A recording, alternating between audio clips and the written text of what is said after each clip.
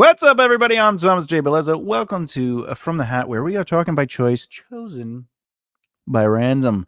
As I had predicted, Kenny did indeed come back a second week. Mr. Murdock is here to please change your settings to PAL so you can understand El Español. Je suis là, je me vis. Oh, oui, parle français? No. Well, that was pretty good too. Yeah. That was Spanish, English, and French all at the same. Boy. No, All right. no. We could speak a Latin. Nun. That's how they say it now. I can make up languages too, bro. Let's get going. So, if you haven't been here before, I got a hat. I got 2 balls left after the surgery. I got my hand in the hat playing with the nuts. Kenny, why don't you say Abracadabra. Oh shit. All right, let's just pull it. Let's just pull it out. Oh my that gets me God. in trouble way too much. Here we go. Here 23? we go. 26. Oh, 26. This is going to be a good episode. Uh-oh. Here goes. Uh-oh. Here goes. Host chooses one of the following. There's only one left, so. Ranking. Great. Ranking. Told you it gets pretty easy after a while. Whoops, what am I doing? Oh, no. Right. Character traits. Rank these character traits in order of importance for a successful leader. Intelligence, I like this one charisma, empathy, decisiveness, and integrity. As always, this is a really good one. I throw it to my guest first. I'll leave this up so you can look at it as a list. Do. Actually, right. You know what I'll do? So Wait. Hold on. This is what I'll do. Let's go back to us.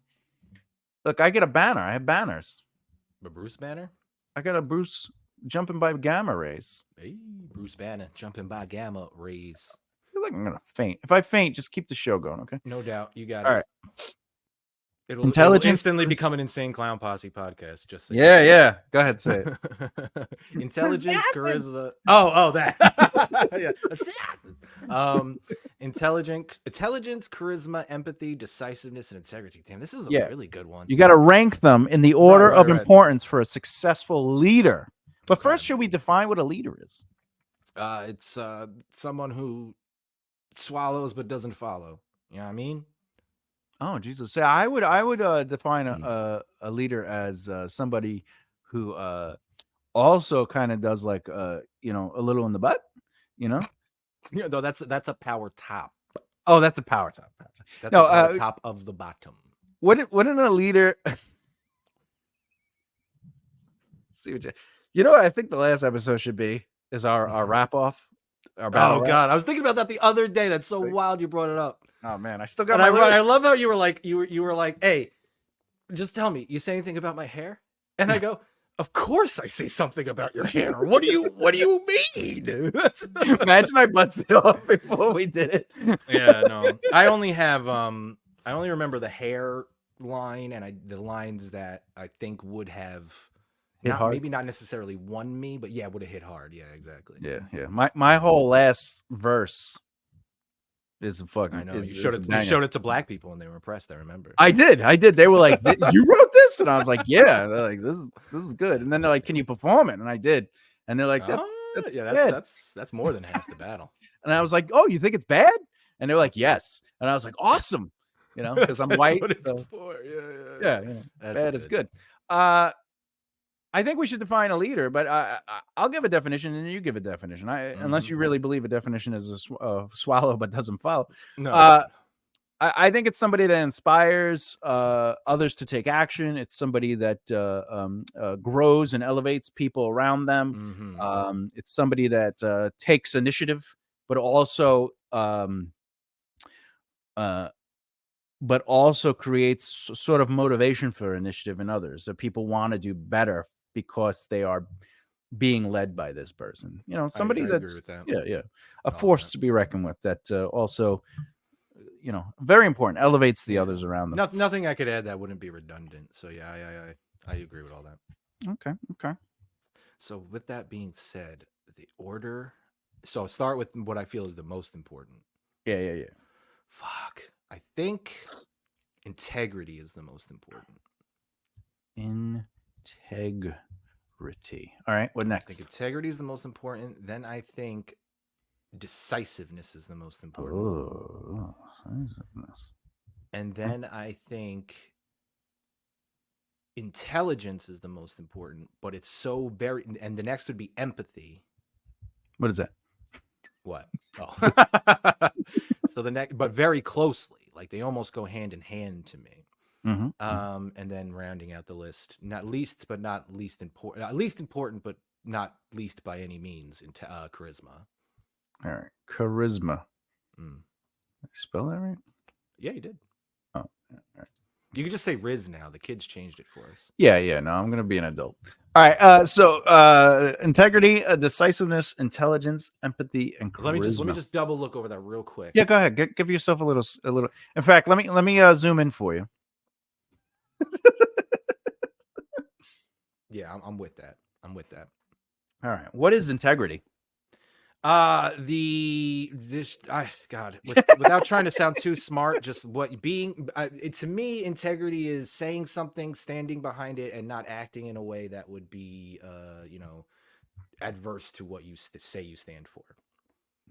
So if they were decisive and intelligent, right, and empathetic with their charisma, drawing people near, they should indeed have integrity to hold those things together.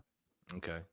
So, wait, are you commenting on my order, or are you telling me your No, order? I'm saying, would integrity be first? Like, should they start with integrity and then make decisive, intelligent, so let me go. empathetic, charismatic choices? Let's go into why I put it in this order. All right, let's do it. So I think you need to have integrity because you need to know what you're standing for. If you're going to lead somebody to something, you need to know what you're leading them to. Okay. Decisiveness, because once you've decided what your goal is or what the end point is, decisiveness to decide what that is. So you're not meandering about. You don't, get off the beaten path and wind up when if you could get the straight and most narrow path you can get to your goal, beats the, you might have fun with the tendril paths, but at the end of the day, the ultimate decision. There's a lot of big words in there. Yeah, right. Now I know you're playing. So the decisiveness to decide where we're steering the ship, the intelligence and empathy to be aware of what's going on around you and the reaction of the people who are following you as a leader, and the empathy that if one of them was to come forward and say, "Hey, this isn't working for me," or "I think it could work better for the overall goal, all of us." To be able to hear them out on that and understand where they're coming from. And then charisma, I put it last because I feel like you could have charisma and lack every one of those things before them. I believe it's called Riz. Yeah, the kids did it nice for us. Why waste all that time on syllables when you could just say one of them? Yeah. If you have good you should just it's like Kevin from The Office. Why say lot word when few word do trick?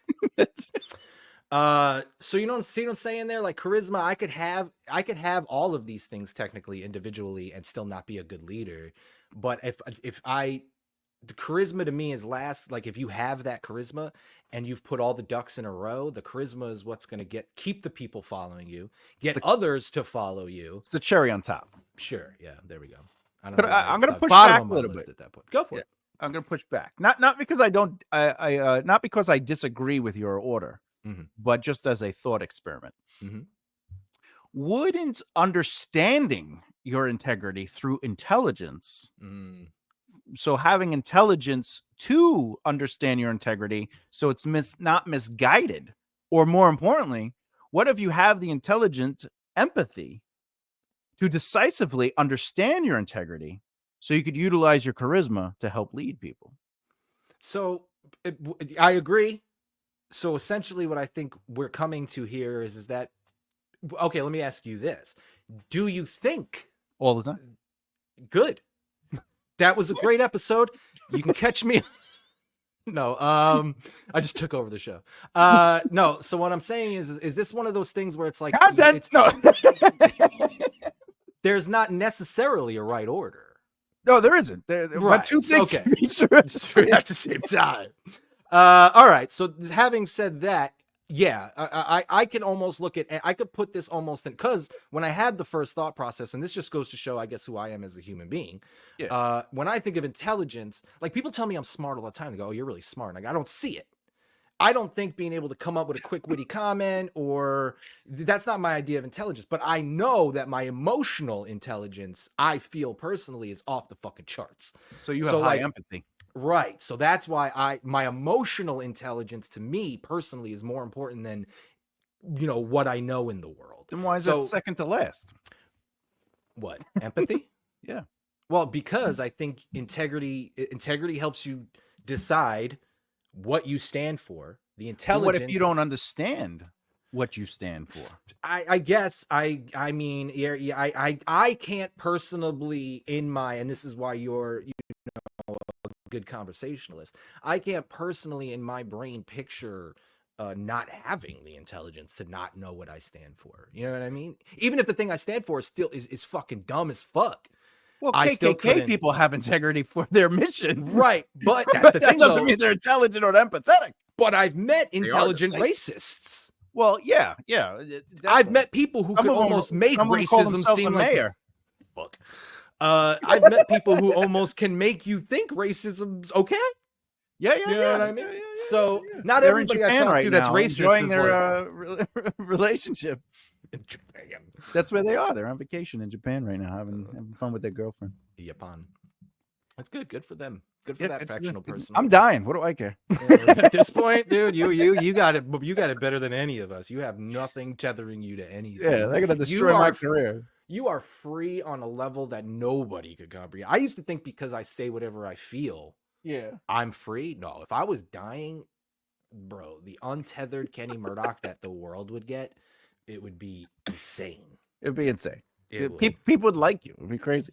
And then whatever ailment I had would get cured, and I'd have to deal with the fallout. I'd be okay with the fallout because I already know it's the truth. It's your truth.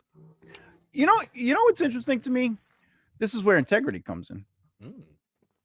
Why would the truth be offensive? Oh, so in the sense is so if somebody says, and I'll blank out the words, they come across a certain person of color and they say, "Wow, what a blank! That blank is blank and blank and blank." That's not true. It's not true. But if somebody say cheated on their wives while they were their fiance, and then kissed somebody right before the wedding, but then also hung out with a Brazilian jiu-jitsu person and they were training late at night, why is that offensive? One of us has integrity. If one person says something about that, one of us has integrity, and the other one not only doesn't have empathy, but they don't have integrity, even though they dress. Very true. They dress for success. They fake it till they make it. But because they aspire to inspire, and it's important to realize that sometimes our integrity is worth more than the illusion of our delusion. To stay in the focus of, hey, look at me. Integrity is everything to me. Integrity used to be nothing to me, so that's why integrity became everything to me. Okay, but you needed intelligence to understand that.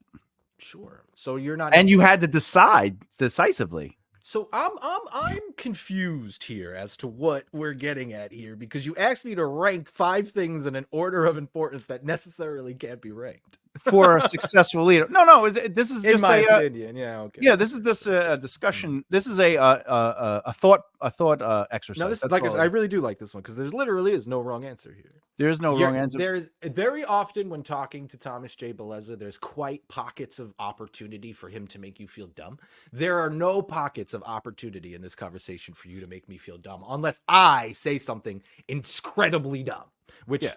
So that's why I like this one the best. Of all the ones we've done so far, this one is my favorite. Yeah, but some of them you said you've grown, or you've altered your perspective of things, or you've learned. Oh yeah, for sure. It's okay to be wrong and then be corrected. For sure, but it's not. It hurts. It sucks to feel dumb. But that almost kind of goes into what we were talking about before we got on air. I'm the only one who feels dumb. Yeah. Like I'm a very sarcastic person, and my girlfriend can't You? stand it. Yeah, apparently. And my No. girlfriend can't stand it. But I'm never sarcastic to make somebody feel dumb. No, you're You know what I mean? sarcastic because it's a defense mechanism. Probably to Yeah, it's a trigger response. But never ever am I going, I'm saying what I'm saying with a tone so that she takes a step back and goes, wow, I'm dumb.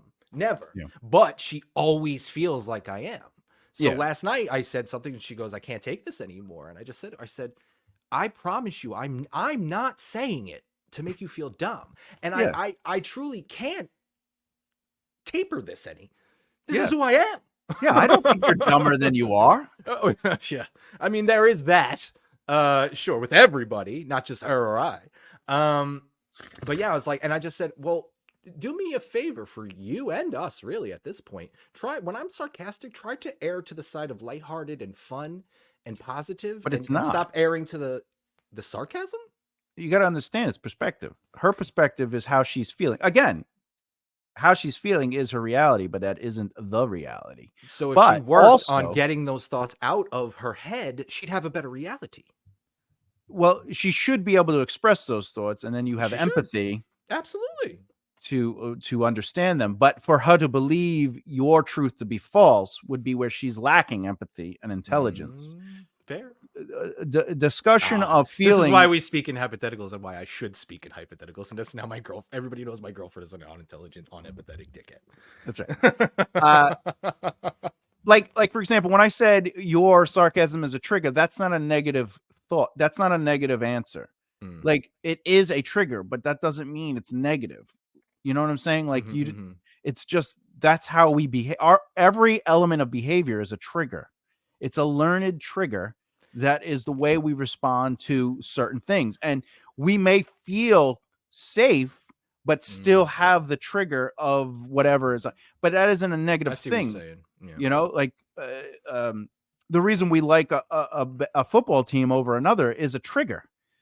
It's just we've been conditioned. Yeah, you're right. Through the emotional representation of that commitment. So my friends like them. So I feel the camaraderie. So I am, and the closer you feel with your friends, the dumber. I mean, the crazier. I mean, you know, you become isolated, and then you're like the Jets are the best team in the world. Yeah, well, they lose all the time, and you're like, but it has nothing to do with them being the Jets. Right. It just has with your personal feelings tied to them. Yeah, like, and I mean, and even to speak to that, like, you know, I grew up with Giants and Yankee fans, but my one cousin Bobby, who was my favorite cousin, was a Jet Met fan.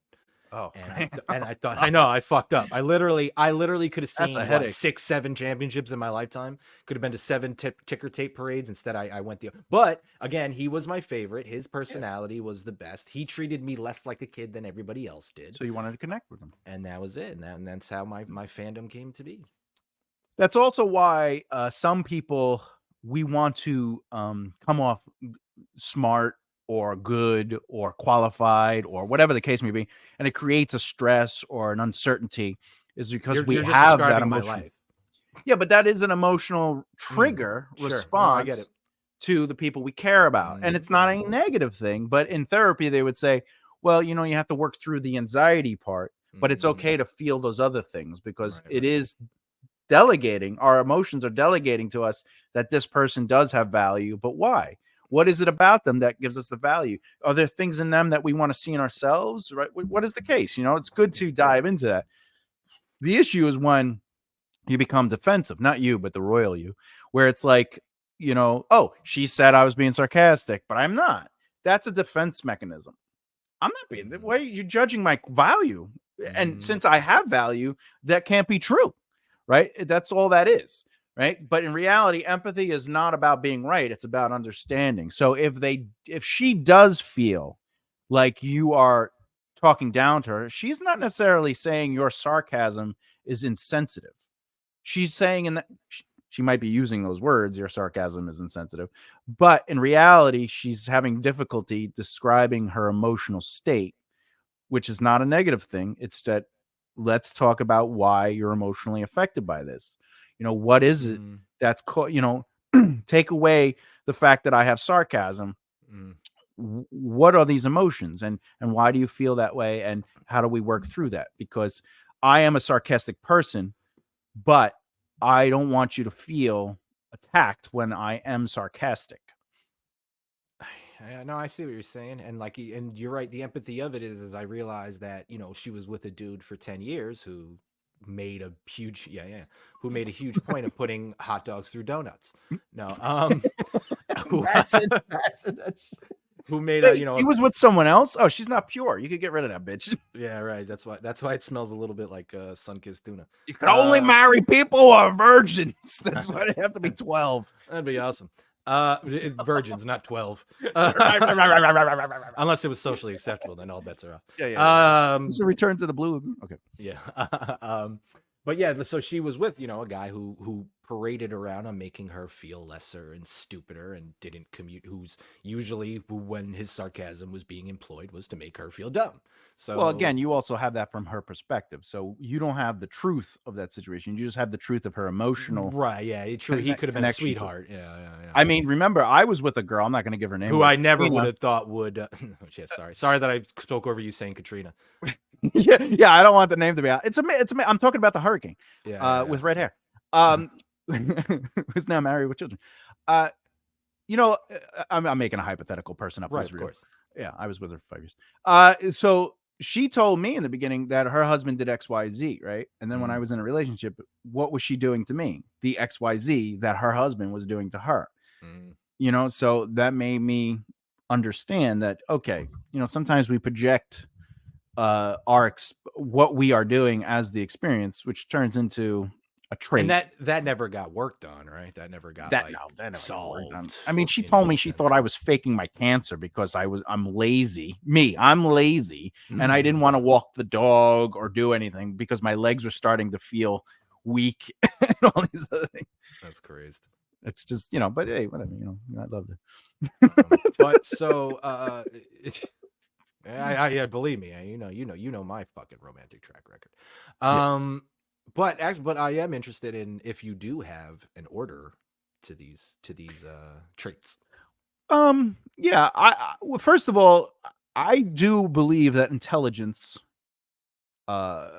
is so important when making decisive choices, but I don't think we can have integrity unless we understand those choices. Okay. Right? Because integrity, again, can be, oh, pirate, they have integrity. Sure. But I really do believe that they should hang every person they hate from a tree. They certainly believe that. They have a deep-seated, unintelligent, even though they believe it's intelligent, integrity to their beliefs, right? So I think you have to be intelligent enough to have empathy, right? To make decisive decisions with integrity. Sure. And allow your charisma to sort of, But charisma would be last for you. Charisma's last. And the reason is because, again, you could have charisma and be the grand wizard of the KKK.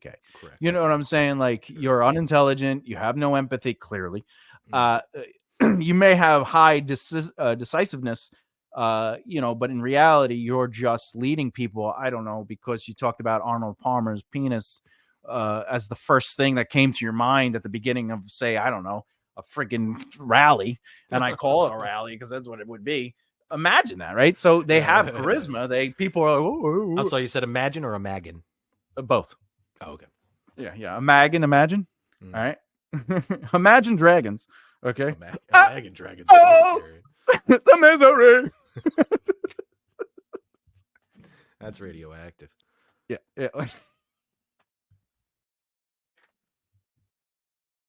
So that's my thoughts on that. No, okay. I like it. I think you could also go, some people might say, well, you need empathy to make this, intelligent decisions. But I think you have to have intelligence to understand everything that's on that list. Yeah, no, I see what you're saying there. I could see me bumping it up in my own. I guess maybe you've made me realize maybe I am smarter than I feel I am. Maybe. I just I'm logical based, so that's it. It makes it difficult for me to start with. But I do believe emotion's important, but not as important as because if you don't have intelligence, then you can't have emotional intelligence. Sure. Because how do you understand what it's difficult to work through. I'm sure you've been in therapy, and I've been in therapy, and we've probably both heard the therapist say, "I think therapy's good for you. You're done. You Yeah. are self-aware. You Yes. are more often self-aware, and you work through these things within therapy before I give you advice. Yeah. You know how to work through it, and that's a Mhm. mix of intelligence and emotional intelligence working together. Okay. But you can't have both. Like if you only have one or the other, you might be missing something. I think, in my opinion, but you have to have empathy to understand yourself and be okay with accepting your shortcomings or even your achievements. Because if Yeah. Wow. Think about that. Goddamn. because imagine you accept your achievements, that becomes an ego, I wouldn't be right? here if I accepted. Oh, wait. Whoa. Hold on. Wow. Where you? I was.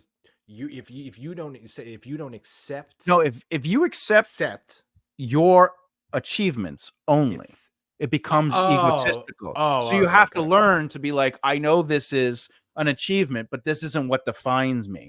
And Mm, that is emotional intelligence. But if you're mm, like, oh yeah, I'm always doing great, or I'm the best at this, or I should be the top, or I should be this, or if my band plays, we're gonna destroy everybody else. All the fans are gonna love us. That's low emotional intelligence. okay. Because what I was gonna say was like when I went and got oh yeah. When I went and when we did the auditions for comic strip, Oh like yeah. literally be given the greatest praise I've ever been given in my life, and then using that praise to fuel my decision to quit. So like Yeah, you're like, I I did achieved not everything I have, needed to. not even that. I almost at a point, and I've realized lately, have convinced myself that that was the top, or that was such more of an achievement to hang my hat on than it really was, when it's in reality top 3 worst decisions I've ever made in my Yeah, it entire was a life. stepping stone, not the end stone. So like for me to convince myself that was an achievement, but I guess speaking to what you were saying is like I didn't have the intelligence to realize the achievement that Well, the was. emotional intelligence. Shit, right, exactly. Yeah. I knew that there was something to celebrate. I just couldn't process it to use it to put to get behind the fear and push me forward. I Yeah. was just like, oh no, I don't deserve this. I got to get the fuck And out I of think you comedy. recognize the achievement. I think you emotionally, right? You're like, wow, this is an achievement. And For because of sure. this, you didn't know how to organize it or control it. And it Right. became an egotistical decision. I Mm, I have reached the top. And well, now when I couldn't when I couldn't process and be okay with the disservice that I did myself, that's when I invented the notion, oh, well, what a great achievement it is. The guy who discovered Seinfeld told you you are Dark and Seinfeld, and managed Eddie Eddie Murphy. Murphy, and sort of kind of gave Louis C.K. his shot. Mhm. Like And you, Colin Colin Farrell, no, who's the other guy? Colin Jost. No, he's an Irish I'm dude. gonna It go was through on every Colin. He was on Remote Control, MTV's Remote Control. Oh, Colin Quinn. Yeah, and Colin Quinn was a Did I bartender say there. Colin Farrell?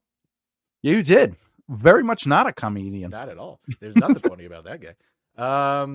But yeah, so like I'm saying, like I convinced myself. I made it more of the. I took a stepping stone, and I turned it into what are the end goals of stepping stones? What's the Well, there should metaphor? never be an end goal. Oh yeah, because you should always be. You should always be achieving. You should always be working towards getting not just better, but opening doors. And like for Mm, example, an actor should one day become a producer, or a director, or they should always be evolving, because then you're going to hit your peak. And then what do you become? Nothing. Right. so, right, yeah, no, that's a really really good point. So even though I've taken a lot of time to give myself the end goal. So like this isn't hypothetical. This is by 55, I want to be on 10 acres of land, far away from society, that gets decent internet. That's by Yeah. 55. That's what. And But that's not to a career me, goal. That is a personal goal. right, and but to me, that's being done. But for you, what you're saying then, and I'm not necessarily done. I should then shift because I want to, not because I have to. Because I'm saying because I want to. I should shift from finding people who at almost 40 years old were in my position and showing them, hey, you can turn it around. It can change. Now that I'm at my end goal, per se, I do need to keep going because there's change I want to see in the world. Yeah. You know, is that kind of what you're getting at? That's one thing. Yeah. I believe in community outreach. I believe that we're supposed to give back to communities, which is, part of my faith and everything. But at the same time, I kind of want to go back to that discussion. So what's interesting about the comic strip situation is the three of us went there. It was you, me, and Roger, but I don't think Roger was auditioning that day. It was just you. Auditioning either. No, I was scheduled to, and I did. But this is the thing. No. I'm saying that day I did the audition. You didn't audition that day. You auditioned another day. Okay. All right. Well, all right. So the audition aspect of it is you went up, you did your thing, you did a great job. You came back and said, hey, you were very good. Excellent. When I went back, right, to do my audition, he actually was like, what are you doing? You don't have to audition. You're already a successful comedian. Yeah, but because I wanted to feel a part of Top and not necessarily feel a part of Top, but I wanted to be a part of the camaraderie, and I wanted to be like, look, I'm going to do everything that you guys do too. That actually got me disqualified because I went up and did the Parkinson's joke, and he was like, that's the most offensive joke I've ever heard. This is a guy that worked with Eddie Murphy, right? Yeah, right. That's strange. And what was interesting to that was another example of when I was in my band and the guy says, I want to sign you, but you have to leave the band. This was me. I could have been like, you know what? All right. Yeah, I am a successful comedian already, which I felt I was at that time because I was, I could have just said, no, I'm not gonna audition then. Yeah, this is great. This means I have a spot. Because I had a spot through building the relationship which was I was teaching you guys to do, but I was like, let me go up there and earn it. But I did earn it. I earned it through networking. I earned it through the relationships. I earned it.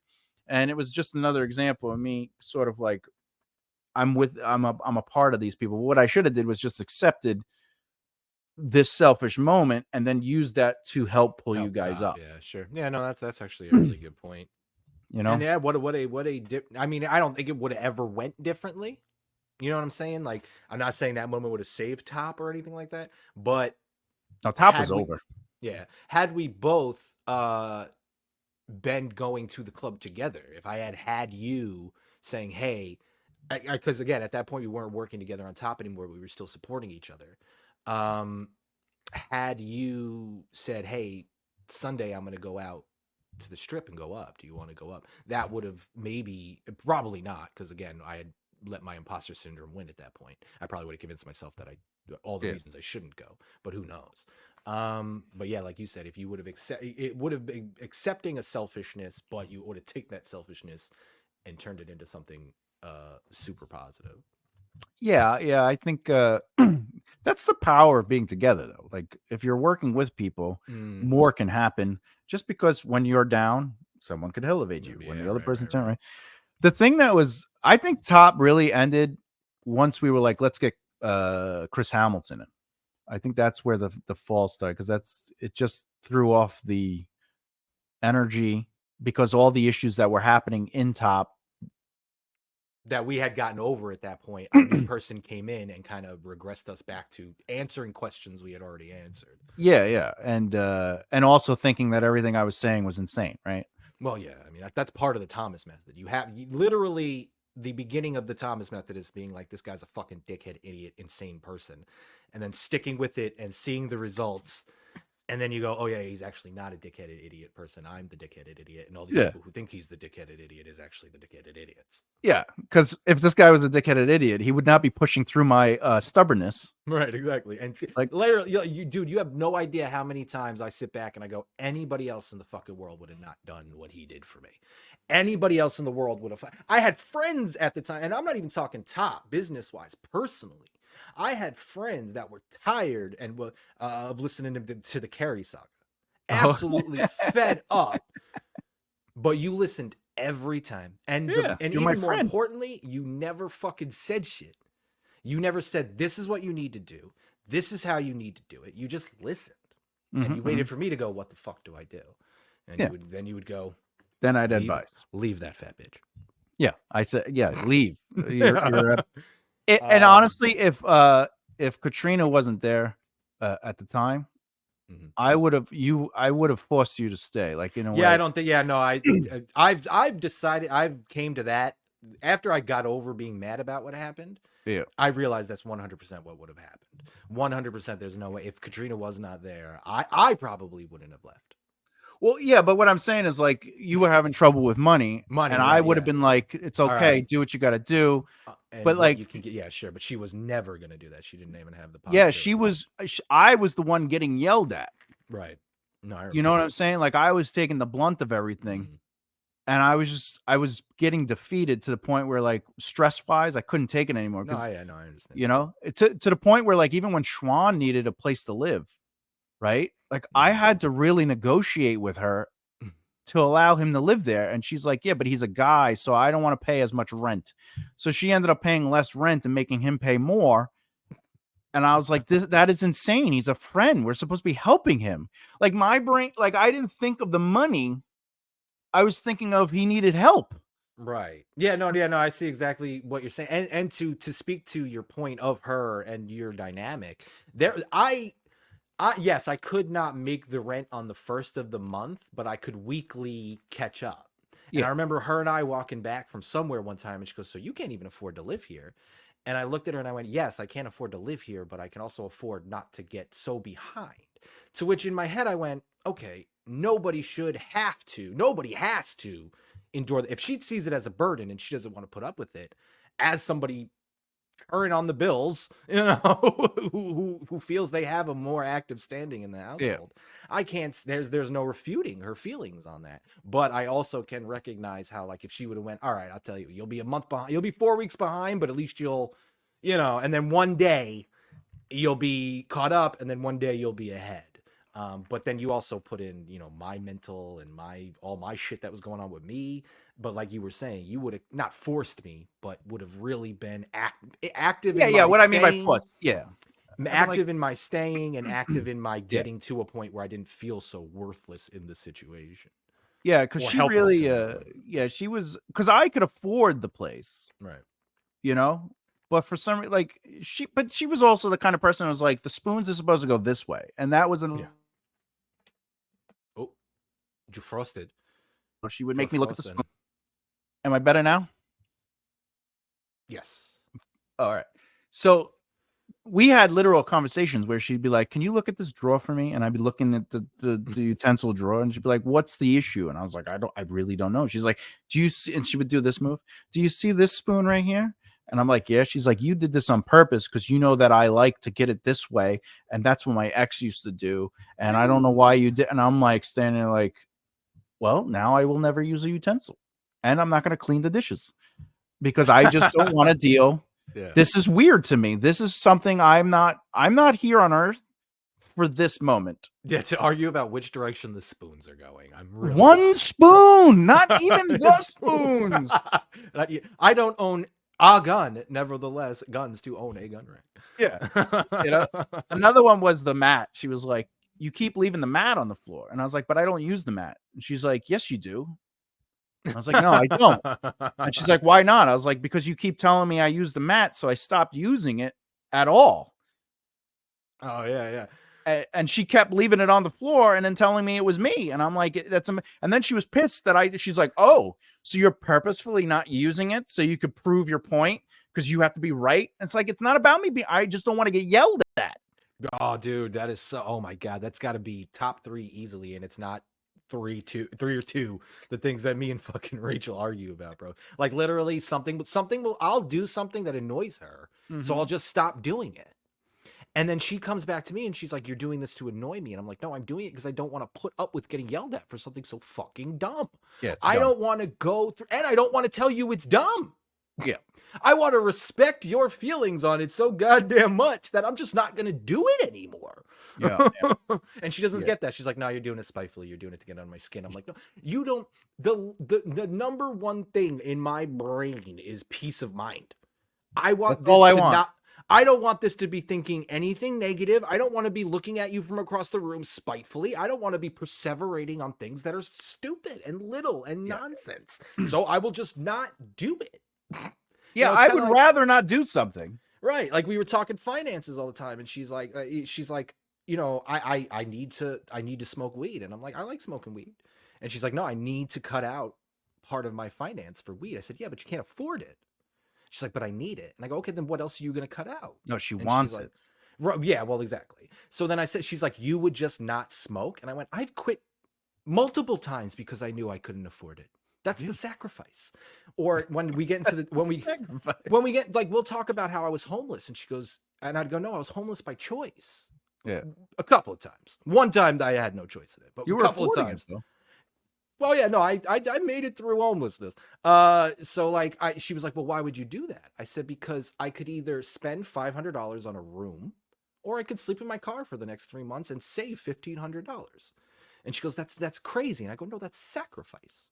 And now through a lot of our conversations, I've realized even telling her, no, that's not crazy. If you think that's crazy, I get it. I can actually understand completely how anybody would decide living in a car is better than having a roof over your head. But I then took that $1,500 and did something better with it. You know what I mean? I mean, so, tell Halle Berry, tell Tyler Perry, right? Like all these people who make the Tiffany sacrifice. Haddish. Yeah, they're all homeless, and they and they turned it in. They made it into a positive thing. And she just doesn't understand the sacrifice. But going off the tangent, I totally understand the thought process of, no, I'm not doing this because to spite you. I'm doing this for my mental. It's actually the opposite of spite. Yeah, it's the you know. But even going back to like you not being able to afford the rent, like in my mind, the investment was that one day Top was going to be so big that why should we be worrying about the money? Yeah. You know, like, no, and I got that later, you know, after the smoke had cleared and all that. And then when I realized who the real enemy in the situation was, it became very, very apparent. Because I even remember when we were leaving, you were like, you know, we're still friends, right? And I went, yeah, but you know, there's some wounds that need to heal first, you know? Yeah. So I didn't want to lose you as a friend, though. Like, right, yeah, exactly. And then there was, as stubborn as I was being and as mad as I came off, I knew in the end I was like, I'm not gonna write this fucking guy off. You know what I mean? How could I? That would be one of the most scumbag things I've done since I decided to have integrity. You know what I mean? Like, that's your first thing. Yeah, literally. You know. So, well, some of the people, like whatever his name is, Double R, he vanished. Remember, he left, but he was going out to clubs without me. I literally forgot his name was Ryan Robertson. I went, who the fuck's Double R? That's Roger Sky? That's an S. It's Roger. I know you're dyslexic, but are you dumb? I am both. But like, it was crazy to me because he was going away. He was going out without me. Yeah, it's wild to me. You know, and I'm like, you at least tell me you're going out so I can make a choice to come with you or not. And he's like, that's so weird. You know, but his brain was like, no, because everybody knows you and I want them to know me. And I'm like, well, that's not what Top is about, going together so we can, you know, it's a great feeling when people say, oh, the Top guys, you know, like, yeah, oh, for sure. Like when I think about Top and I'm explaining it to people, and I explain like Roger to people and Lee to people and shit like that, I just go, I was like literally living proof that what you were doing was true. Yeah. I had literally no ability. I had no charisma. I had no charisma. So when we were in public, I was quiet. And granted, they knew me as the guy with glasses, but eventually they learned, they asked you where the fuck I was. You know what I mean? And without you, Sherrod Small and these motherfuckers are going to be asking you where I am. You know what I'm saying? So like, and even in like, we would have conversations all the time, and he'd be like, I'm so tired of defending Thomas to people. And I go, that's the whole fucking point. These people, that? Roger. Oh. Anybody, to put anybody's name, insert anybody we've ever worked with in Top, or that you've probably worked with that we mutually know. They're tired. They all got tired of people going, you roll with this guy? And I feel like I was literally the only one there who was like, yeah, I fucking roll with this guy. You know what I mean? Like everybody, like Roger, like I remember we were outside of the Grizzly Pear, I think it was, with Petey Diablo. Oh yeah, and you know, who's since we've met him is doing amazing things. Definitely doesn't still live with his mom on the couch. The guy who knew so much more than you, yeah, is doing fantastic. Anyways, because it is almost like 10 years to the T since we met that man. yeah, So yeah. you know, top would have been done by now. You know, I think about that all the fucking time. Kenny, you'd be done. Be done. What is Pete even doing? I don't even know what he's doing. He had a Netflix special about a year ago, Oh. but you know, he carries the groceries for his mom. He's a good guy. So we're standing outside there, and I remember Petey's going at you about it, and he's actually got everybody else who's there. They don't at that point, and I didn't realize Roger was doing this. Roger backed up. He wasn't in front of Grizzly Pear no more. And me, you know who I am. I'm just a meanderer. I can't stay still. In my peripheral, I noticed him backing up. Well, not noticed him, but was backing up because I'm supposed to be side by side with him in top. You know what I'm saying? So you're having this conversation. I'm focused on you, but I'm backing up with Roger. And then finally I look, and you're over there having the conversation. And it's so much. It looks like we're not even with you anymore. To the point where people come up to me going, "You hear this fucking asshole? You hear this fucking idiot? You don't have to perform. You hear this fucking dum-dum?" And I actually look at him, I go, "Yeah, it's my friend." But Roger's still backing up. You know what I'm saying? So everybody got to a point where they were like, "I'm so sick of defending him." And it got to a point for me where I was like, all I want to do is defend this motherfucker. Like, and what I mean by that in the sense of like, I was living proof is like, I excelled and grew as an artist and a businessman more in that short period of time that I allowed myself to accept your generosity than I ever did on my own, and have since. Yeah. Any growth I've achieved since, or anything I put my mind for, it follows the shit you taught me. You know what I mean? I'm not doing nothing Kenny Murdock. Kenny Murdock is just literally a carbon print of trying my best to emulate the Thomas J. Bellezza method. You know what I'm saying? So like, but that was just everybody. By the end, everybody was just, that's the thing that kills me when you talk about how you feel about people, is like, you're one of the few people in life that literally what you're perceived as is the complete opposite of what you are. And every time somebody tries to make you this person, you were on this side, the bad person was on this side. It's bullshit.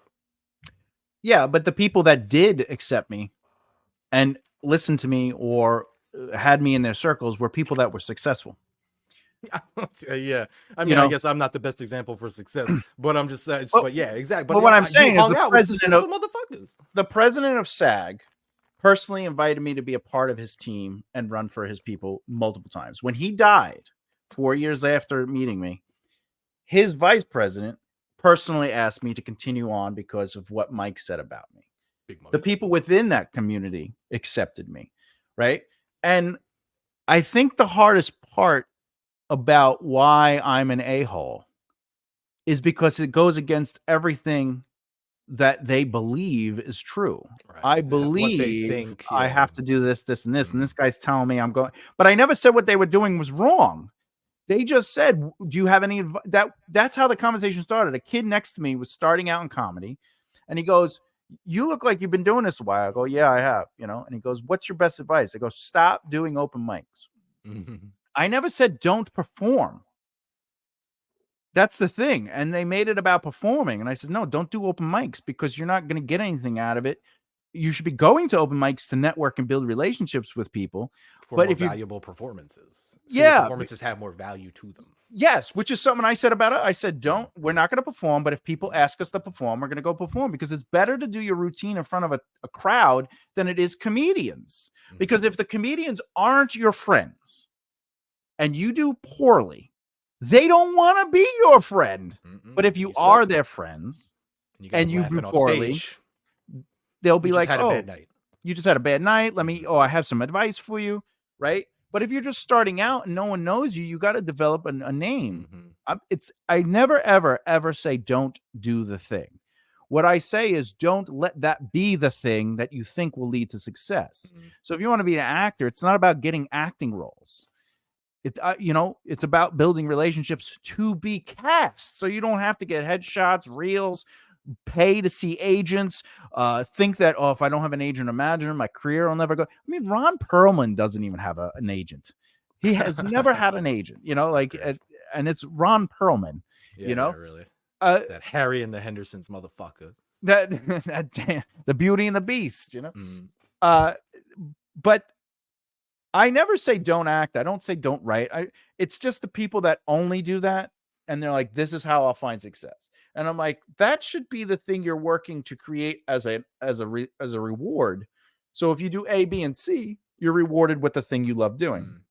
But if you only work, if anyone's listening out there, I know this sounds crazy, but imagine somebody walks up to you and they say to you, "Look, you don't know who I am, but can you give me a spot on your show that you worked hard to produce?" Right? You're going to go, "No, get out of here."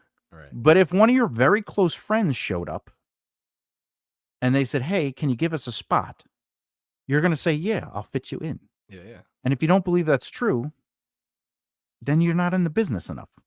And then even to the adverse of that, somebody can completely fucking hate you, but because they've seen your face so goddamn much, they know you do this. Joe Pontillo. Yeah, right. Exactly. There's has the most negative fucking opinion of you. But told me I made. He said I made up my cancer. He said I faked my cancer. But what's interesting about that, he still asked me to perform on his shows randomly because somebody didn't show up. Weird. So fucking weird. I mean, people are so fucking weird, dude. And then even just like, I wish that it went somewhere, not only because, it was my dream and I loved it, but because like I got passed at a club performing 2 times that year. Yeah. At shows, sure, like that Broadway shit, building the relationships got me put on, just showing up somewhere and going, "Hey, we got somewhere. I need 5. Somebody dropped out."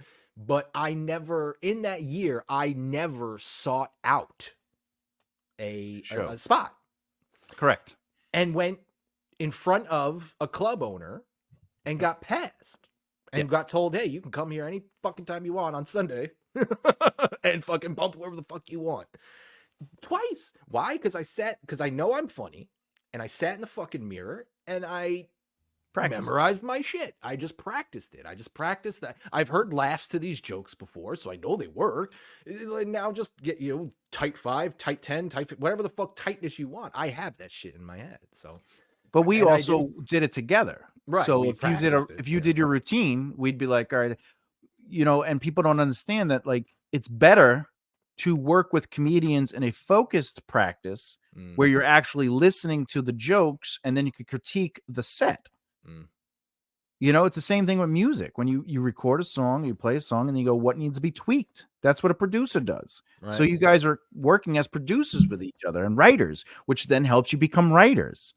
I think, I don't know if you remember this, but we used to do 2-minute round robins where we would come up with a topic and then you'd have to riff on the topic for 2 minutes. I don't think I was there for that. Oh, yeah, I did that. It was either before or after. It was definitely after then because it was at the Brooklyn apartment. But it would just be 2-minute riffs. We would just give ideas and then you'd have to come off at ideas, which is a writing tool, right? It's an improv tool. And that's what made everybody a stronger comedian. And also the 5, 10, 15-minute thing. Remember, I was like, hey guys, work on doing your routine for 5 minutes, work on a 10-minute routine, work on a 15, work on a 7, work on a 12, right? Why? Well, because it'll help you with pacing. So you're not rushing the clock. You're not slowing the clock. There were times we'd be on stage and we'd end our set as we got, as the light came up. Yeah. As the light came up, we were on. We were on our. We should have been on when the light came on. Yeah. Instead of seeing the light and going, okay, let me make my way to my closer. We were already at the position for our closer to be delivered. Yeah. That's right. And people appreciated that. Oh, 1000%. I've never ran the light in my life. One time at an open mic, I ran the light, but it was spiteful. It was spiteful. I ain't getting off this deal. Yeah. Anyway. I brought fucking 19 I brought 19 people to that motherfucker, and the motherfucker said, "You get 5 minutes," and I said, okay. No, I get 13. Well, my first show ever at Dylan's, they put me on last because 30 plus people showed up. Right. Yeah. No, I understand. But that goes to show too that the not the dumbness of that promoter, but the lack of experience of that promoter. Well, yeah. I brought 19 motherfuckers. Guess what happened? I went up second. I did 13 minutes. I ran your light, and then as soon as I was done, every one of them motherfuckers left. And he had 6 people left in the motherfucking audience. I was like, you dumb. I like the guy. He's a nice guy, but it was. Then I'm sorry. Had the audacity to tell me they didn't know I brought the crowd. Had the audacity to tell me I was so bad, I made the crowd leave. And I went, no, sir. No. The crowd was here for me. Yeah, that was my crowd. Those were my 19. You let them walk out the door by putting me on second. Yeah, you see the 6 people in the audience? I did bomb. The girlfriends. Yeah. I did bomb. I'm not going to take that away from them. Even with 19 of my own motherfuckers in front of me. I did bomb. But still. Still.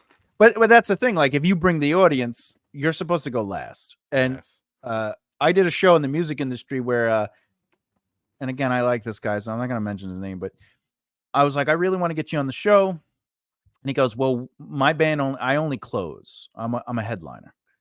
And I was like, all right. And he goes, I'm not going to sell tickets. And I was like, oh, but you get half the ticket. Like, you get half the price. Like, you don't have to pay me up front, but that's how you get paid. You sell the tickets.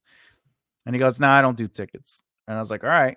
I go, I can't pay you then, because that's just not how it's going to work. And he goes, that's fine. So I go, all right, but there's no one's going to be there when you go up. And he's like, what do you mean? I go, because it's a Tenebra show. Like, it's our show. Like, we're doing it's like we're it's our production. Like, did he have I'm gonna guess he had no draw. No, it was a sign. But I'm saying, if he's coming to you to say I'm only gonna be a headliner, no, I came to him. Some people are gonna come.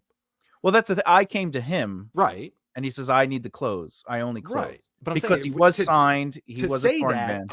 To say that, I would think there would be something in the back of his head that says, well, I headline because people are going to come. Well, yeah. No, it was because he was signed. He just felt and he he's had a touring that band. status. Yeah, correct. Yeah. Idiot dickhead. Because I was like, the most I could do is like, whoever shows up at the door, I give you half the door. If they say they're there for you. And he's like, that's fine. I was like, okay. No one showed up for the band. Yikes. Right. But we went up and we had almost 70 people there. Right. Was it their hometown? Were they Long Island? Yeah, they're from Brooklyn. Oh my God. And this was at the Hook, Anyway, so we went on. The first band to go on sold like maybe 15 or 20 tickets, whatever. And they played. And then we went on. And then we got off the stage and the place cleared out. So then we couldn't even pack up our stuff because we felt bad. So because we were standing in front of the stage watching, like, and nice. That's how you that's the kind of people we were. But right. But then he was like, "Where'd everyone go?" I go, "Well, they were here to see us." He goes, "You didn't even ask them to stay." I did. I said the next band on is, Like, what year was this? 2005. Oh wow! So you were even a young, virile, combative Thomas. So you still even. No, at that time I had already switched to being more docile, community and inclusive. Okay. Because that's our career was. I was making money, so. Oh, so you didn't need to be angsty anymore because you were seeing the fruits of your labor. No, because the first half of my career, I started with, I'm so good, I'm the best. And if we're on stage, we'll win over their audience. And, every band is competition. And then like 7 years into my career, I just decided to finally listen to all my mentors and just start doing what they suggested. So even I was stubborn. That's why when people are stubborn with me, I'm like, well, I'll stick it out. I mean, because I was, so. Yeah, eventually they're going to be like, oh. That's the thing that's going to drive me crazy in my relationship. I stick with it because I know that somebody can come out on the other side of the idiot dickhead they are. Whether they will come out on the other side of being an idiot dickhead is probably what will kill me. Oh no, with relationships, I'm done as soon as they do. Oh, good for you, man. I give them 3 strikes and then they're out. Because I don't have time for it anymore. Because a relationship to me is not a business opportunity. Right. Oh yeah. It's not like buy a house and we're gonna buy a house. The amount of times I've heard a wife say to a husband, or vice versa, you're not leaving. This is a business partnership. Well, I believe it is a partnership. No, but it's saying specifically the business partnership. Oh yeah, it's about elevating each other and supporting one another and being there and like, right. If they have a dream, help them with their dream, whatever. But you know, like me working with Top is going to be much different than me having a romantic relationship with somebody, because Yeah, sure. I'm not trying to do the same things, you know. Right. But emotionally, I don't want to live my life with people that tell me the spoon needs to go this way, you know. So and also, if you do anything that's avoidant behavior, like if you're not going to talk through a thing, I'm not going to be with you. I will happily end the relationship. Yeah, no, that's like I said, that's kind of where I basically right now. It's like I started loading a clip for a 9mm with bullets that I was gonna light them up with when I leave, and now I just got a fucking Rambo shell fucking machine gun across my. It's just gonna be. It started as, now it's just. Yeah. Crazy, but even like what I was gonna say. Speaking more to the the saga of Thomas J. Bellezza and the Thomas J. Bellezza method, that literally 90% of people can't seem to grasp the concept of, despite the fact that it's really at the basis, be your fucking self. Don't tell anybody how great you are. Let them see how great you are. You know what I'm saying? Let them decide. Yeah. But like I was saying, speaking earlier, even to the Double R and the Justins and the Lees of the world, like, I mean, take even like when we used to go to the Laughing Buddha, and Jeff Lawrence, obviously a very accomplished comedian, has done a lot of things. Personally, do I think Jeff Lawrence is on the level that he is his career is? No. Does he come off a bit like a dickheaded idiot to me? Absolutely. But that's, whatever it works for him. Clearly he's had more success as far as what my vision of success is in comedy. He's achieved it. So, but when we would go there to not perform at his open mics, that you would have to pay $5 and or buy something at to even attend them. Correct. For him to come to the front door and say to the person who he put in charge of collecting money from people, go, no, these three guys can walk right through this motherfucker. They know what they're doing. How do you see something like that and still formulate the opinion on you that people do?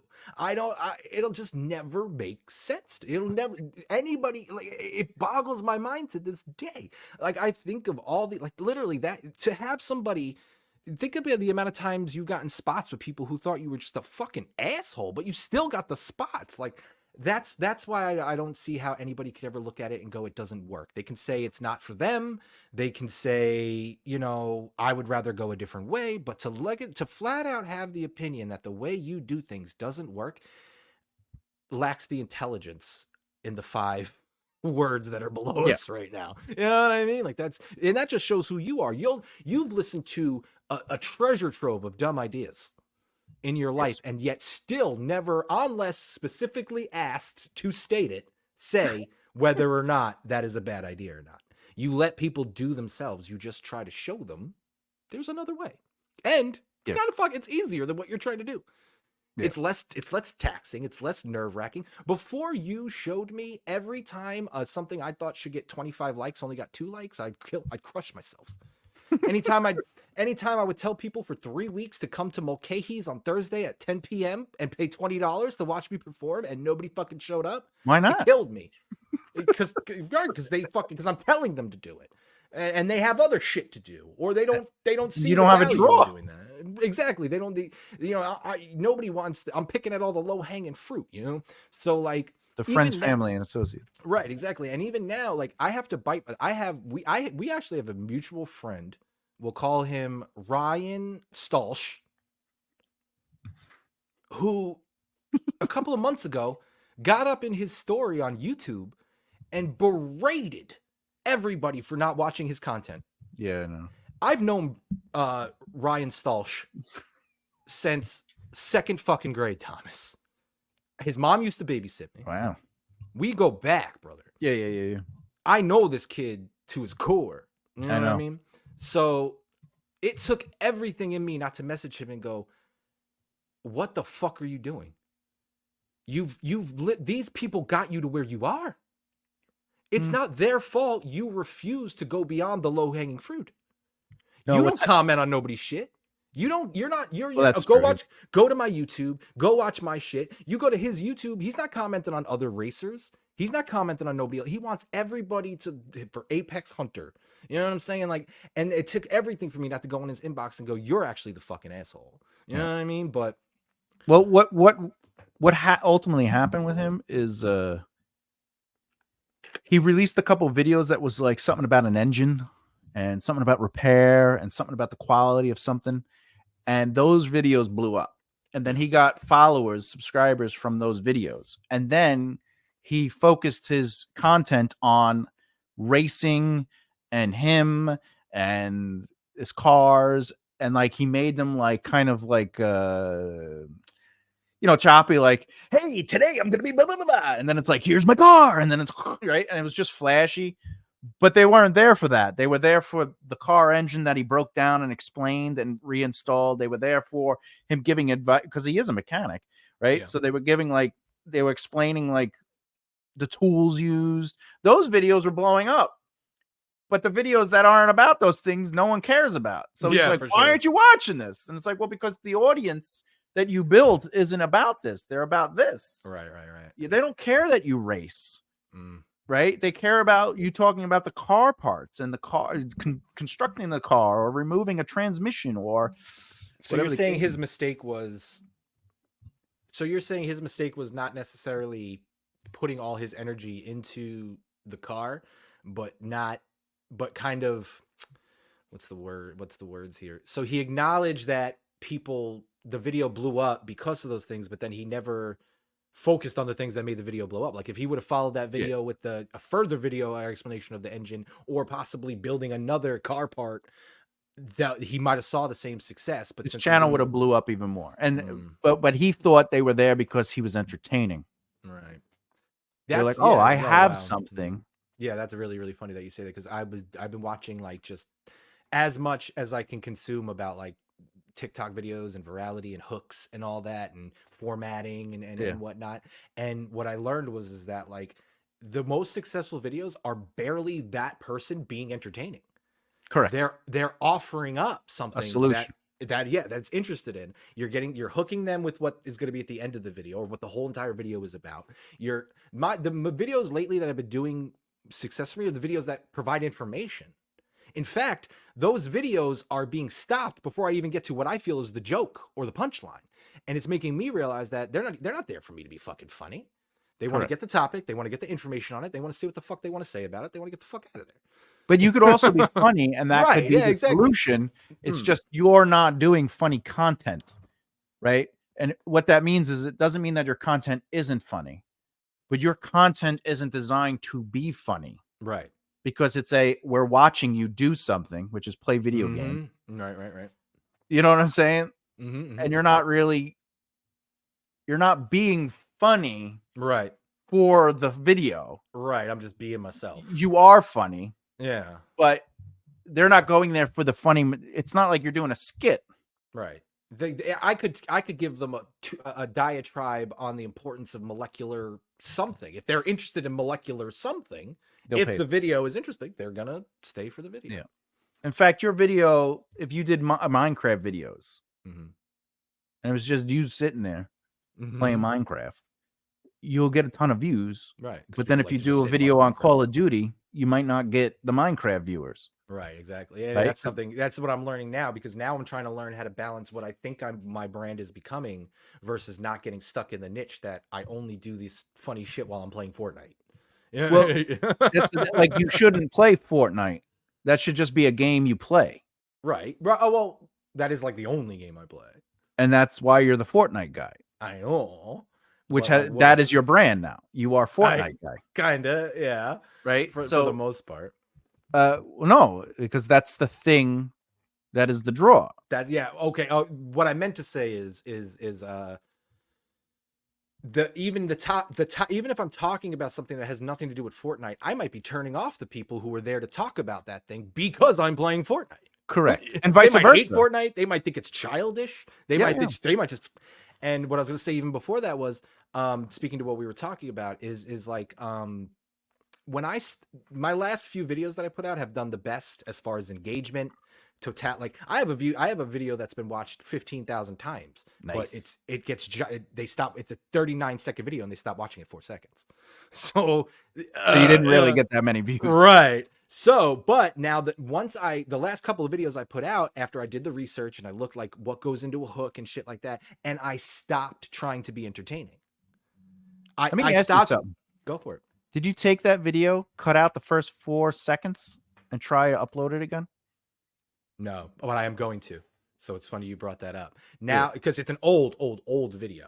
But now knowing the format I now know, I am very interested to redo that in the new format and see. No, don't do the new format. Just try it as an experiment. Just take out that 4 seconds and then see how far they get with that. Yeah, and you know what? That's actually super duper. You're definitely onto something there, because what I noticed about my first few videos was that like it was always like the number of watch time was always divisible by 3 or 4 seconds.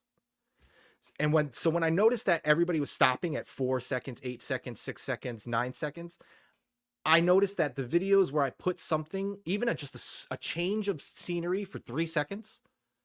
So like if I had the Jets logo for 3 seconds and then I talk for 3 seconds, after that 3 seconds, if whatever I'm talking about, I throw another picture up of what I'm talking about, it keeps people engaged. And that makes me think back to when you taught me about viewer fatigue.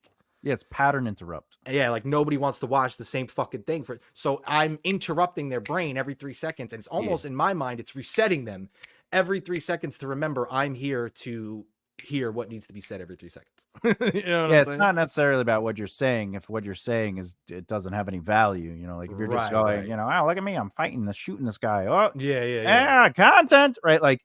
But there are people who would watch videos, like people who specifically seek out Fortnite to watch somebody be really fucking good at it. Yeah, but what I'm saying is you still have to cut it up. Oh, yeah. I see what you're talking about. Yeah. If it's just you going, all right, got you, content, and it's just a static image. Mm-hmm. It's you moving, but it's just this shot. Right. Like you have to. I see what you're saying. Of the fighting, and then, I'm waiting for the first time somebody puts a comment because my hands are in the air, but the gameplay's still going on. I'm waiting for the first person to go, his hands aren't even on the controller. I go, yeah, no, it's not that exact moment from when I was playing the game, genius, but this is what happens whilst this stuff's being talked about, Yeah, but I think I could blow up your channel. I think I could do it. Probably. Like if I was, I'd have to listen to you first. Yeah. If I was the marketing guy and I was just like, do these things. Mm-hmm. Like my channel, somebody said the other day was like, your channel's not blowing up. And I was like, have you been to it? And they went through it. They were like, how the fuck did you?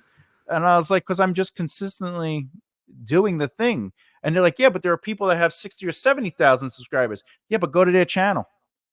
And they're not doing anything with it. Look at their views. Yeah.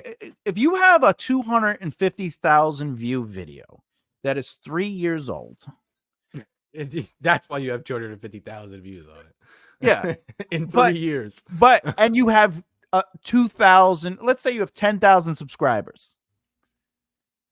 But then all your videos are maxing out at 100, even 1,000 views. You're not doing well. Mm-mm.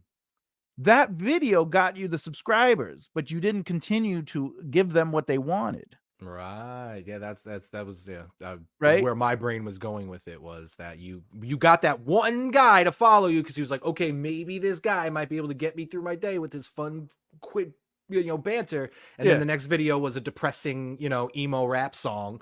And the guy goes, I thought this guy was funny. Yeah. I thought this guy did Fortnite. Why is he doing rap? I'm not. Why is he rapping? I'm here for, right now. If you rapped over the Fortnite, then now you that's the mix. That's where like I said, that's where I'm getting. I'm learning my footing and I'm learning my voice, but I'm falling into that trap of kind of just being the guy who plays Fortnite who happens to be funny. Yeah, you got to figure it out, and whatever fucking works at this point. I don't fucking know. But one of the things I do that helps my videos is I noticed my outlining videos got big, so then I just did a ton of outlining videos. Mm-hmm. Right, but the other thing I do is I do real-time examples. So you're not just getting someone that goes, these are things you should do to outline.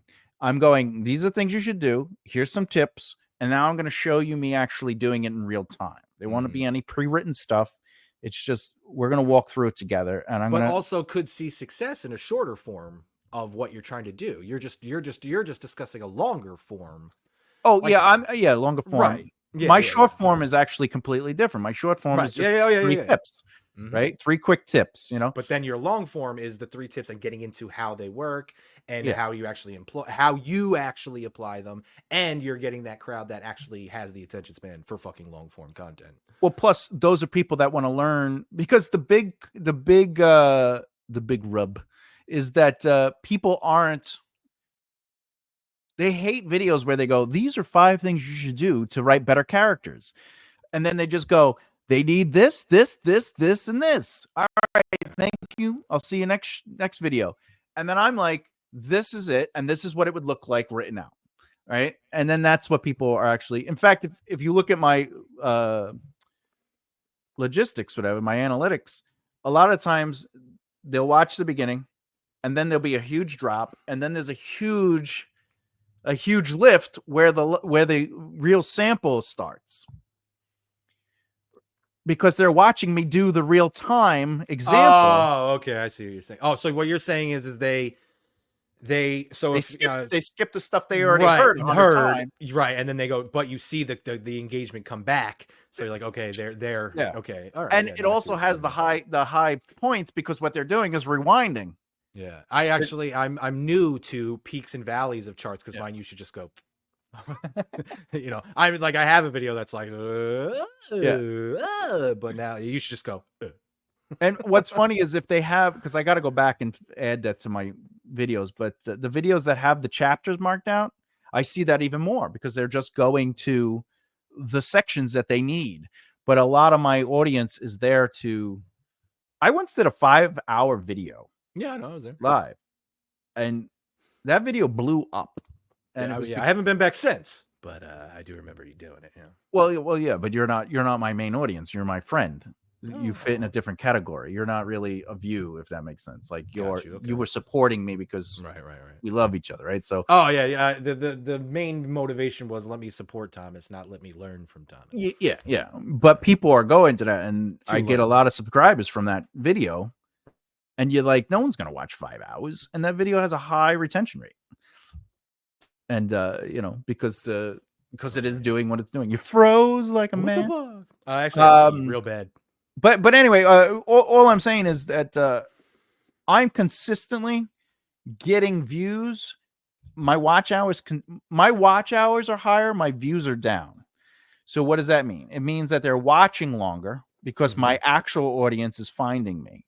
Right. So that's the thing. Like Brandon Kosh, whatever you want to call him, the mechanic racer guy, right? Oh yeah. Okay, now we're back. Yeah, Ryan Starsh. Ryan Starsh. He's not feeding his audience, right? But I am. So my views are going down, because it's mostly the returning viewers. It's my audience, and they're watching so through the whole 3. If I'm hitting 300 watch hours a month, but I'm only doing 1,500 views a month, that's infinitely good. better than 15,000 views at 3 minutes. Yeah, infinitely.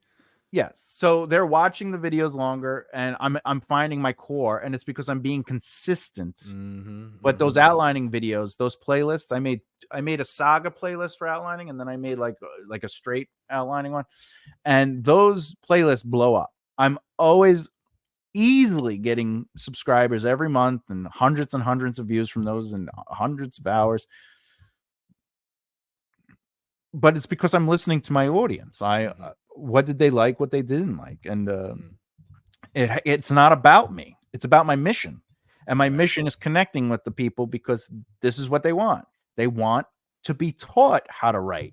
They don't want to be told what they need to do, and that's it. You don't learn anything from being like, even if I showed you examples, that's not necessarily what the audience is looking for. So that's how you have to kind of like approach YouTube. But to hear people say, "Oh, you're not doing that well," like this is, I was like, yeah, but look at their views. Oh, Jesus Christ! They don't have the consistent views. Yeah, I mean, even because things have changed a lot since we got in the game with Top, especially as far as the algorithm. You know, the follower trick don't really work that well anymore. Oh yeah. They snapped down on that. Right, and the fucking, once viewer retention became bigger, now you can't just tell one guy. you can't just get a like and get a comment and the algorithm goes, "Oh shit. This guy's fucking great." You can't just get 15 likes and 15, you know what I'm saying? Now you need the retention. So the it's retention's important, yeah. So it's interesting now that I've taken a more consistent and serious approach about trying to get back into the entertainment space. It's funny to watch my older videos and seeing what things that I was like, this is fucking hilarious. And then you watch it and people watched 4 seconds of it, but it's a 50-second. And I'm like, I guess it wasn't that funny. Or it didn't find the people it was meant to find. How can I cut this up? Hashtag this. What do I got to do to get this in front of the people that I want it in front of? I think that still falls back to the Twitter thing, though. Like, mean? Why didn't my joke get 100,000 likes? This is a great joke, and it's like, it doesn't matter. No one knows who you are. They don't know what your brand is. They don't know what to connect to emotionally. Sure. Like, if you're just putting up videos where it's just funny, you can't have a voice, right? Like, your voice is just whatever you're funny. Like, there's these 2 guys that do really great funny skits, but imagine they tried to do something that wasn't that. Right? Like, oh yeah, if they just if they push themselves as the guys to do skits and they go, oh, by the way, we got a fucking bluegrass folk album dropping. Yeah, Tuesday. or everybody go listen to it. It's like, I didn't know you did bluegrass, and B, I don't fucking listen to bluegrass, guy. I'm here because you do those funny fucking skits. So keep doing those. But now let me ask you this. You could find what works, continue doing that, but then also explore other avenues of what works. No. Yeah, but you're supposed to. You're supposed to be evolving, right? But I'm saying, like, take Ryan Strauss. He likes to drift his car. He likes to race his car. He likes to G-stroll his car. He likes to build and pick apart his car.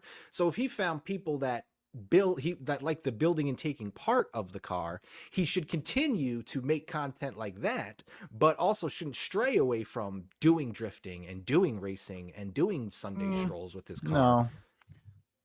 He should stray away from those things because he's found something that works. But what I'm saying is, maybe I'm mishearing you. If he does, if he wants to achieve all those 3 things are too far apart. They're all car related. No, they're not. Driving a car, fixing a car, and racing a car are not similar at all. They are not similar at all. All right, I'll put it another way. If I show you the technique of painting, right, and then I show you my paintings, and then I show you other people painting, are those the same thing? I guess not, because they could all 2 of them are painting different. 2 of them definitely are. And in the example you gave, the racing and the skidding are the same, but the fixing the engine is not. It's different. Because one is process and one is results. The problem is people came there for the process and he's focusing on the results. He's like, look at the thing I like doing, which is... So my question was, should he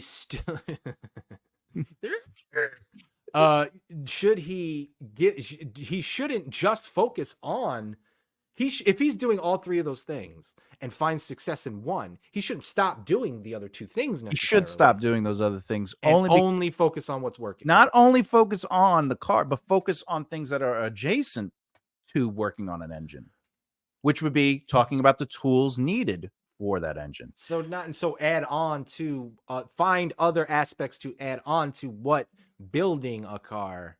Yeah. For example, my question is then how does this not sound like abandoning all the other shit that I do like about cars? Then you shouldn't have done the first thing.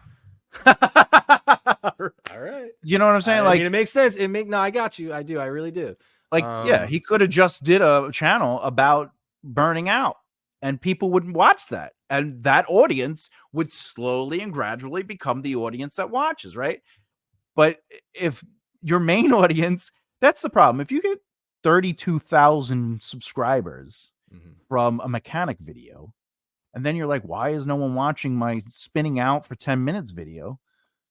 It's clear. They're there for the engine. And you're like, look at me do the tire stuff. But what if okay, but so what exactly happens if I do a drift video, I do a race video, I do a mechanic video.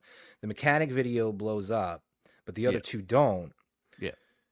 You create another channel for those two if that's what I'm looking for, because I've Yes. now found what people are Correct. here for. So there's this guy, he builds like furniture and like cement furniture and cement wood furniture, right? From scratch. And then he has another channel that's dedicated to his traveling. Right? And he can't put them on the same channel. He could cross market them.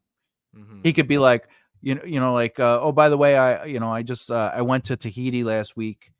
I had a lot of time, but you could see that on my other channel, right? But anyway, so let's get back to the table I'm building. All right, you can do that. That seems like a lot.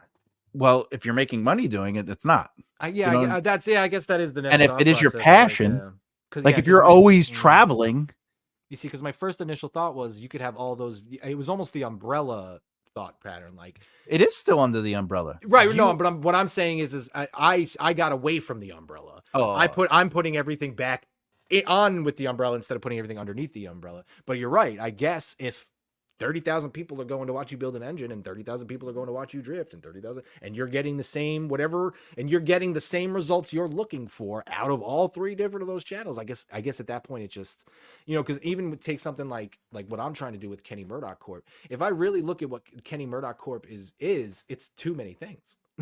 It's a lot of things, but I already told you should focus on one thing and then think about the adjacents, like right. And that's so now I'm almost feel like I'm doing a disservice to myself with Kenny Murdock Corp, because if Kenny Murdock Corp is the umbrella and I'm backing myself into the Fortnite gamer funny guy niche, that should just be its own own thing. That's owned by Kenny Corp. Kenny Murdock. Yeah, so Kenny Murdock Corp is technically supposed to be self-help, turning it, self-help mixed with, technical help, and believing in yourself and turning everything around. But I ultimately want to be Joe Rogan, just not a fucking dickheaded idiot. Yeah, and you're not doing any of those things. Correct. Although you're playing Fortnite and being funny. But couldn't I be the Joe Rogan of playing Fortnite? Yeah, but then you're not. I want to help people. I want to show people how to do things. I want to encourage people to be. Oh, yeah, and confident. Saying in what. So, but now, how does Kenny now? How do I merge the fucking two then? Well, when was the last time you showed people how to play Fortnite? Or here's a secret in Fortnite to help you get the most weapons. Or here's a lot of people have been trying to do this one thing, and I don't want to help anybody with Fortnite. But that's what that's what you said Kenny Murdock Core was to help people and educate people. Okay. Now I see what you're saying. Okay. Yeah. So actually, now that blew my mind a little bit, actually, because you're right. Literally what I'm doing now has nothing to do with Kenny Murdock. Has nothing to do with your mission. Which is what I was going to maybe possibly Kenny Murdock Corp needs to become the thing I'm trying to do with it, and then that other passion needs to be something else, because like lately Kenny Murdock Corp is kind of I just want to be the ambassador to the universe for human culture. Like that's it. I want when the aliens come, I want to be the guy they come to find out who's who and what's what. Why would you want to be the guy they come on? Anyway, so like the thing you have to do though, alien jizz is next level. Nice, it's so green. You don't have to be the whole thing. You just have to be some of the thing that is your mission. Like just because you want to help people doesn't mean you have to just sit them down and be like, all right, let's go over this. It's just an element of help has to be involved. If you want to inspire people or get people to feel more confident, touches of that have to be there. You have to be confident. You have to be supportive. You have to elevate people. If people are on your thing and they say something that's negative or down talking somebody else in the group or themselves, you lift them up. In the butt. Yeah. And you right? Like, nah, not nip it in the butt like you're wrong for doing that. You go, life is a positive thing, right? Right. You have to just employ, not letting them so much sit in the mire and the muck of what they're doing, because my whole brand is don't sit in the mire and the muck if you don't have to. Right. So even if I put everything over Fortnite clips for the rest of my life, if it's occasionally Joe Rogan shit where you're discussing conversation, and it's occasionally mental health, and it's occasionally tips on how to well, actually that let's speak, like say so if Kenny Murdock, a big portion of Kenny Murdock Corp is mental health. Yeah. And I play Fortnite while discussing things I do to better my mental health, am I detracting away from it because I put the Fortnite clip there? Yes. Really? If even if the majority of these discussions go down whilst I'm playing Fortnite. Are you playing Fortnite to work through your mental health and Yes. talking about how playing Fortnite is helping with your mental health? Yeah, okay. Now let's talk on that. I do play Fortnite for my mental health. I play it because I play video games. You verbalize it. Yes. No. Then no. Right. And that's what you're helping me get to the next. So now, I'm playing Fortnite. Fortnite helps my mental health. I make a content about that. But then the next video is pop culture news. Yeah, your channel would have a difficulty growing. And the reason so if I'm going to do what I've been doing, which has been seeing really good success, more than I've ever seen. Yeah, but is it what you want it to be successful on? You asked that earlier with the other person. Do you want it to be about building car engines, or do you want to be about drifting? But if I go like all those things, if I do this, if I have this up and in my cup and and I just keep showing these things, what is the channel about, right? So the thing is about having an underlying truth that becomes a part of it. So if we use my video channel as an example, not the From the Hat, but the right mindset, right? The first and foremost is, what do I care about in this world? Helping people and educating people. I love educating, right? I also like being humorous, and I have an entertaining background. So when you watch my videos, what do? I educate you. I guide you. I'm uplifting. Occasionally I say something stupid, right? If I mess up on the screen, I accept it. I go, hey, I spelt that wrong. But all great writers have great editors, because I'm allowing people to say, look, no writer is great in the beginning. It's a process. You're not going to be perfect on the first draft, and it's okay. So they're seeing that in real time. And then the other thing I do is sometimes I randomly sing, like while I'm writing it out, like a line. I'll be like, I'm going to do this thing, right? So all that leads to, were you a singer? Were you in a band? I go, yeah, I have music stuff, right? And they're like, oh, where can I find it? And now they go and search for it, right? So, or whatever the case may be. But that video, the right mindset, is there to do a very specific thing: educate people on the craft of writing and help inspire community, right? But do I just do educational videos? No, I have a podcast. But what is that podcast about? It's about the process of other writers, so people can learn that there are many, many, many different variations of process to write. So just because you have a different process than Stephen King doesn't mean you can't be a successful writer. It talks about the journey of writers, and you learn, oh, their journeys are similar to mine, or theirs are different, right? So it's still within the field of what I'm trying to do, but now I get to do podcasts. The next big thing I'm going to do is I have two things I'm going to do. One is I'm going to take a successful book and take the first chapter or the first couple scenes, or whatever the case is, and I'm going to rewrite it in my style. So that's going to be cool. A playlist, right?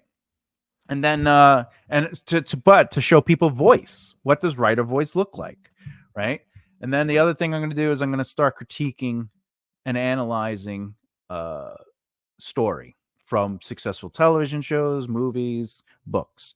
That's still within the vein of what my channel's about, right? But the majority will always be the educational stuff.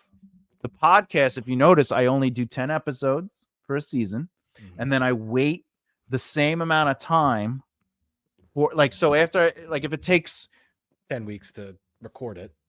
No, because I do it every 2 weeks. I'll do an episode. So it takes 26 weeks. No, 20 weeks. It takes 20 weeks, which is basically half a year. So then I wait another half a year before I release another season. Okay. Right? So there's at least enough time where that's not what my channel's about.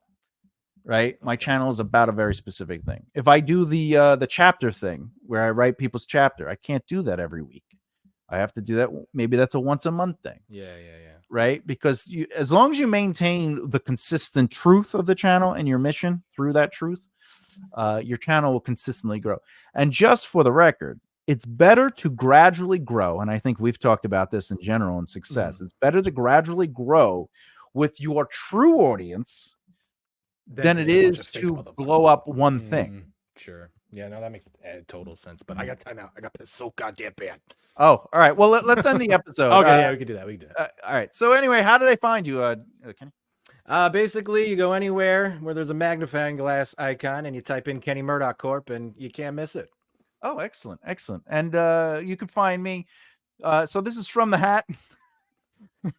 I'm Thomas J. Bellezza. We are talking by choice, chosen by random. I'll see you next week. Bye.